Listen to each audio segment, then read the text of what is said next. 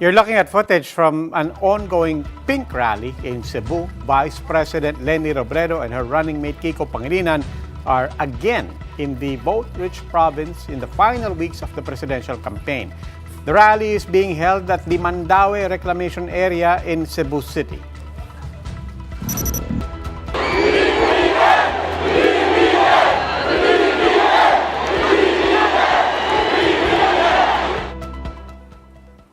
Just this week, presidential candidate Ferdinand Marcos Jr. and his running mate Sara Duterte Carpio also held their Grand Festival rally in Cebu.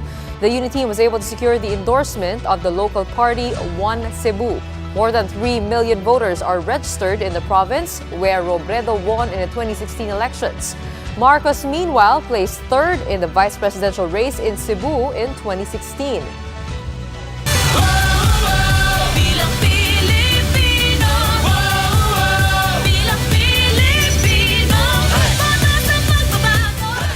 Time for today's biggest headlines. I'm Gretchen Ho. I'm Robbie Alampay. You're watching The Big Story. Vice President Leni Robredo might have been the runaway winner in Cebu back in 2016, edging Ferdinand Marcos Jr. by more than 400,000 votes. But can we expect the same scenario this time around? It's going to be different terrain now, as a number of officials of the vote-rich province, including its ruling party, has decided to endorse Marcos Jr.'s unity team. MOBA journalist Jacob Lazaro gives us a front seat to the big story.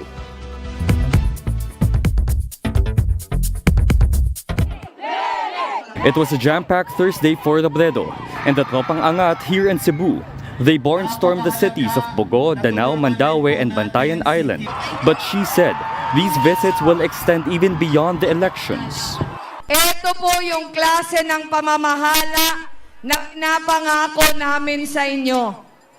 Pamamahala na hindi lang kami maghihintay sa Malacanang, hindi lang kami pupunta sa mga sentro, pero mas malayo yung lugar nyo, mas pupuntahan namin kayo dahil alam namin, mas malayo yung lugar, mas mahirap puntahan, mas kailangan ang pamahalaan. With some 3.2 million registered voters, experts see Cebu as one of the battleground provinces for the 2022 elections. In 2016, Robredo won the province by a landslide with almost 400,000 votes, more than 2016 rival Ferdinand Marcos Jr. But will history repeat itself? Marcos Jr. might just pull off a tighter fight this time. Just a few days back, the unit team claimed they had their biggest campaign rally yet in Cebu, with some 300,000 supporters in attendance. While there's confusion over the real numbers, Marcos Jr. is optimistic.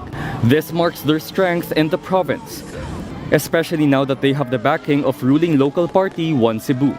Party head and Cebu Governor Gwendolyn Garcia even promised to deliver a landslide victory to the presidential candidate. As for Robredo, she said she has been getting the same amount of support from Cebuanos, if not more.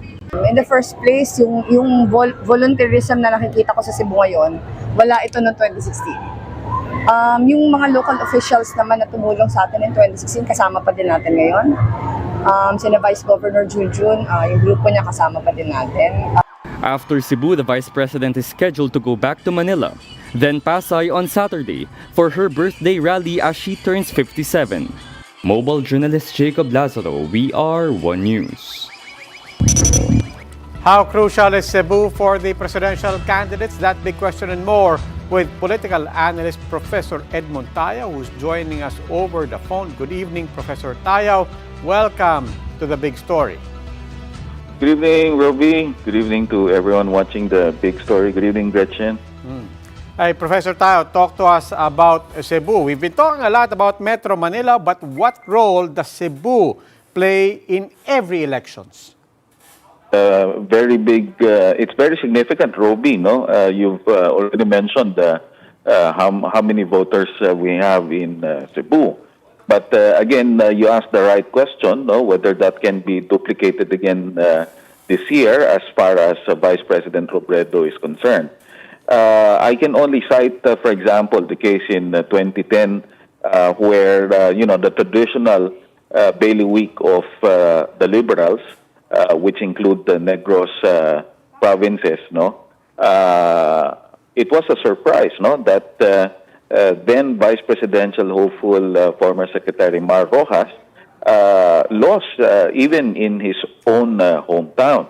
So, in other words, I'm not really sure how much we can rely on the endorsements of local officials, which goes the same, no, as far as the leading candidate, former Senator Bongbong Marcos, because as your report has already suggested, he was endorsed, no, by the incumbent administration party there in the province. So mahirap din talagang tingnan how exactly it will fall through, no. So the endorsements of the local officials would be a good indicator, but how divided they will be in the run-up to the election would also give us a preview. What about the fact that Vice President Leni Robredo returned to Cebu? What does that suggest? Malaking bagay yon, Robbie, no? It's emphasizing that the Vice President knows and is also giving importance to Cebu. If she's able to secure Cebu and able to secure the Negros provinces, which again, if I may repeat, is a strong center, no, for the liberals, then I'm inclined to think that there may be a good chance to increase, no, the support of the Vice President. But hopefully, this increase in the support will not be coming from the support of the tail enders.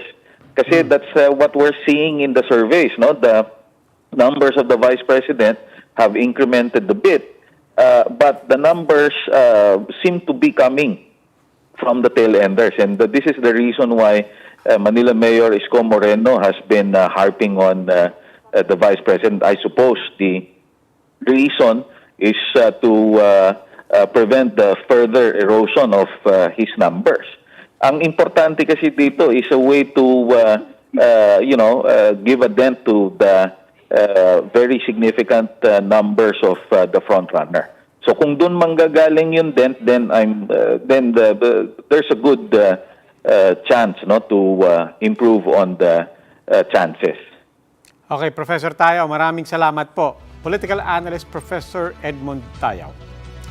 And with Cebu being the most vote-rich province in the Philippines with more than 3 million registered voters, it's no wonder that presidential candidates keep coming back to win voters. But for now, let's take a look at the other vote-rich areas and which candidates won them back in the 2016 polls. Gretch, give us the rundown. Well, Robbie, at least 67.5 million Filipinos are now eligible to vote, which Comelec is considering as historic numbers. Now, setting Cebu aside, the most vote-rich provinces record at least 2 million registered voters each. With over 2.3 million registered voters, Cavite remains the second most vote-rich province as of 2022. Last 2016, now presidential candidate Ferdinand Marcos Jr. won the province with over 500,000 votes. Pangasinan is the third most vote-rich province with 2 million voters. And like in Cavite, Marcos Jr. won the province, backing over 800,000 votes in the 2016 race. Meanwhile, Laguna sits at the third spot on our list of most vote-rich provinces, also with more than 2 million voters. Once again, Marcos Jr. backed the province in 2016 with 400,000 votes, albeit at a slimmer margin, only beating Robredo by 50,000 votes.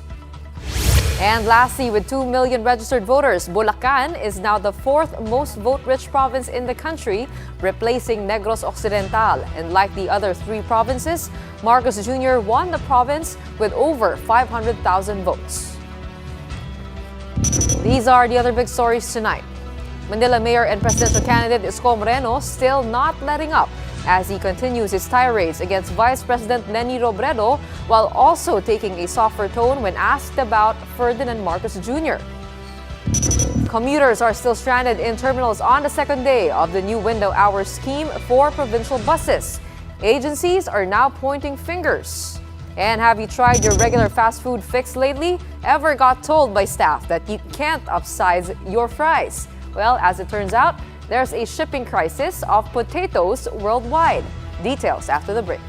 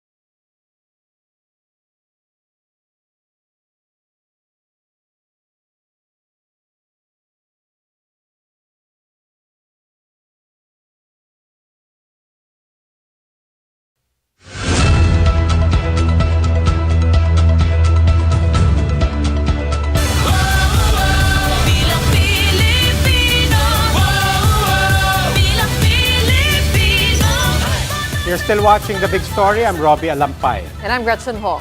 Manila City Mayor and presidential candidate Moreno continues to reign the Robredo camp with fresh tirades, but has begun to soften his stance against survey frontrunner Ferdinand Marcos Jr. From Angono, Rizal, mobile journalist Pamela Vasquez gives us the details. We speak with her over the phone. Pam, how is the Moreno campaign there and what are his latest statements? Gretchen, Robbie, Manila Mayor Moreno continues his offensive against Vice President Leni Robredo. A stark difference compared to his tone when asked about the junking of the disqualification case against Ferdinand Marcos Jr. Manila Mayor Moreno spent the day at voterich Rizal in an attempt to woo its 1.6 million voters. Moreno first went to Angono for a courtesy call with Mayor Jeremy Calderon and a meet and greet with multi-sectoral leaders before holding a motorcade from Angono to Tanay and Teresa. During his sortie, Moreno intensified his attacks against Vice President Leni Robredo after challenging Robredo to deny her camp's alleged attempts to get her rivals to withdraw from the presidential race. Moreno this time said Robredo's camp, including her supporters, are pink bullies. When asked for specific instances of bullying, he simply said that it's better to ask Robredo's team. He also called on the public and his supporters who experienced bullying from the pink to join him in this battle. But when he was asked about the Comelec's decision to junk the last disqualification case filed against frontrunner Bongbong Marcos, Moreno shifted from an aggressive to a more defensive tone. Hindi naman ako nakikipag-away. I'm just stating the facts. Na bully sila mata pobre. Maliit ang tingin nila sa amin. We are just stating facts na ang mga pink bully at sila Leni mata pobre. Yun lang yun. That's my opinion. Yung legal matters yun, then let the court decide on it. Hindi pa naman yung final. It can be elevated somewhere. I'm no lawyer. I leave it to the court. Robbie, Gretchen, Moreno is currently at Bagumbayan Covered Court in Teresa Rizal for a town hall meeting with his supporters and some multi-sectoral members there. Robbie, Gretchen. Maraming salamat, Pamela Vasquez. Meanwhile, we check on the Uniteam campaign. Presidential candidate Ferdinand Marcos Jr. and his team made their way to Laguna after visiting Lipa, Batangas. To get the latest on this, we have on the line mobile journalist Julie Baiza, reporting live from Binyan, Laguna. Julie, kamusta ang Grand Rally dyan? Gretchen, Robbie, right now, presidential candidate Bongbong Marcos is speaking with his supporters here at Binyan Football Field in Laguna. As usual, Marcos begins his speech by joking about young women, screaming and asking for his son, Sandro Marcos, currently discussing about unity. And with just a few weeks left before the 2022 polls, the unity has been ramping up its campaign trail in Luzon. Supporters made their way to the Grand Rally here in Binyan.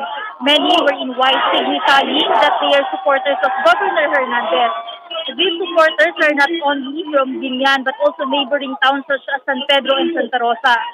Some, however, fainted while in the venue due to the heat and were assisted by the medical team in the area. This is the second time that Marcos Jr. and his running mate, Davao City Mayor Sara Duterte, visited the province. Last month, the two held a grand rally in Santa Cruz and Santa Rosa. The unity team is looking to secure votes in the province as Laguna is the fourth most vote-rich province in the country with more than 2 million voters. Over the past few weeks, the campaign trail of Marcos Jr. and the unity team has been mostly in Luzon. This was after they saw a 4-point drop in the latest Pulse Asia presidential survey. The province is also crucial for Marcos Jr. because back in 2016, he only had a slim lead over Robredo during the vice presidential race.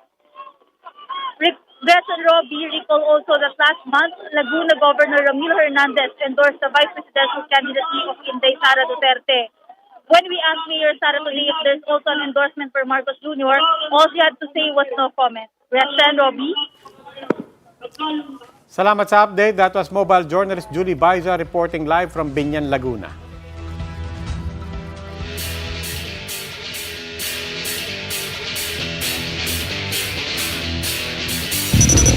For the big story in sports, the Ateneo Blue Eagles maintained their perfect record in the UAAP after clobbering the UST Growling Tigers by 50 points, 101-51. The Blue Eagles continued to show why they were the best in the league as they dominated the Growling Tigers from start to finish.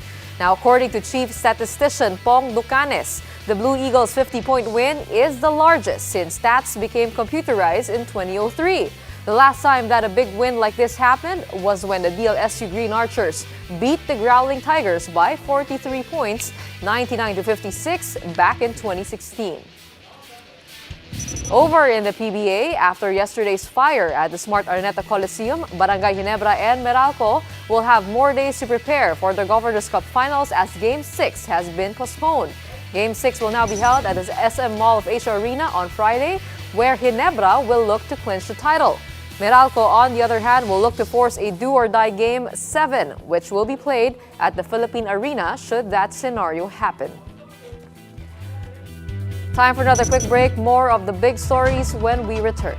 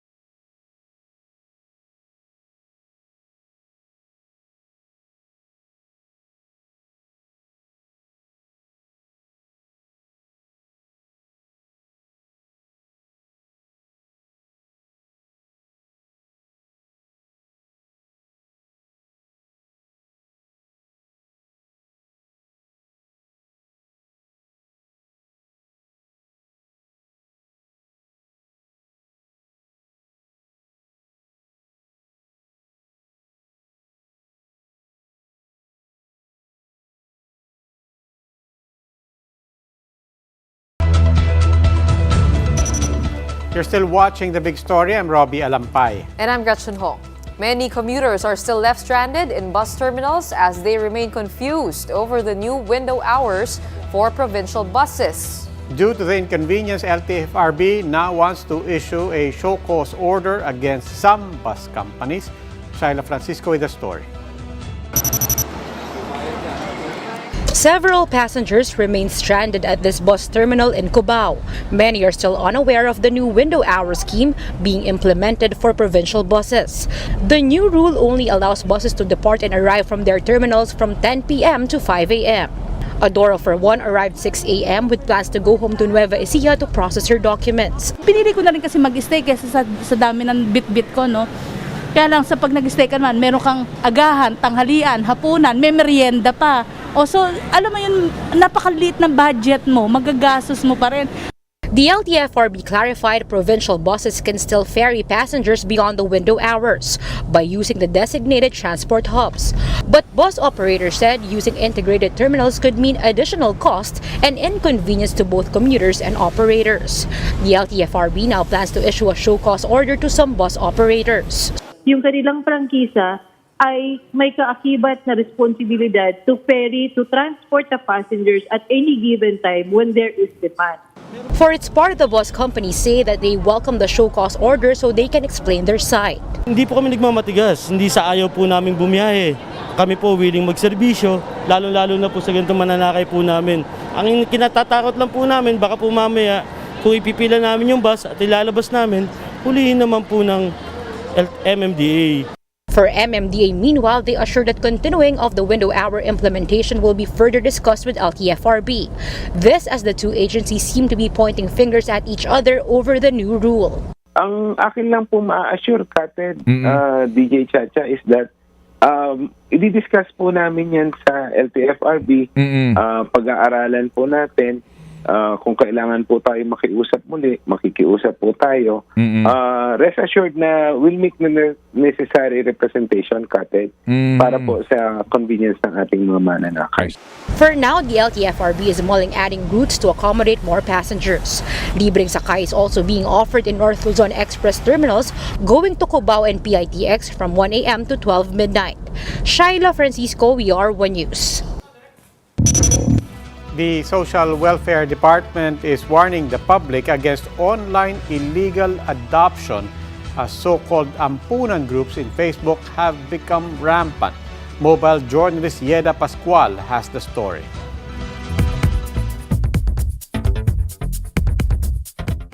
Online selling has become the norm these days, so much so that babies are also now being sold online. After the viral mother who sold her 6-month-old daughter due to isabong addiction, a 1-year-old kid being sold off for 2,500 pesos has been making rounds too. On Facebook, groups with names Online Ampunan are also everywhere. In just one click, members can post the babies they want to sell. Some make deals even before the baby is born. They just post the due date and their contact numbers. The Social Welfare Department warned the public against engaging in such deals. Online illegal adoption of children, isang uri yan ng child trafficking. She added that illegal adoption also has implications. Unang-una, hindi kikilalanin ng batas na siya ay tunay na anak ng inampon. Dahil nga hindi yan dumaan sa tamang proseso. Gayun din doon sa mga magulang na umampon kung yung biological parents ay gustong bawiin yung kanilang anak. With this, the DSWD advises the public to go through the legal process of adoption. May binuo tayong bagong ahensya, yan yung National Authority for Child Care. So kung merong interesado na kumalap ng impormasyon hinggil sa legal na adoption, maaari pong makipag-ugnayan dito sa National Authority for Child Care. The National Police, for its part, is investigating those who are involved in the so-called online ampunan. Papatrabaho ko ngayon siya sa mga cyber patrollers namin and ask him to monitor and then to engage these people para maanohan natin, makuha natin yung mga nagbebenta na yan.